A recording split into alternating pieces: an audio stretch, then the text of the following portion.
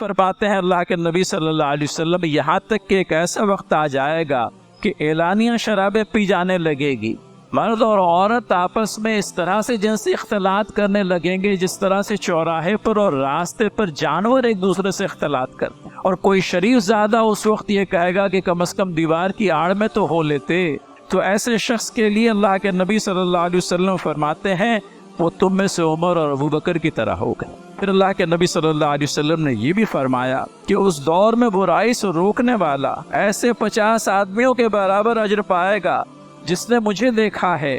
میری اطاعت کی ہے، مجھ پر ایمان لایا ہے، میرے ہاتھوں پر بیعت کیا ہے۔ یہ مقام نیک و بلند حاصل کرنے کی جستجو اور خواہش ہو، برائی کو دل سے برا سمجھنے سے محض بات نہیں بنے گی۔ قوت و طاقت سے روکنے والا پہلا درجہ، اور اگر وہ قوت حاصل نہیں تو کم از کم زبان سے تو اسے برا کہیں۔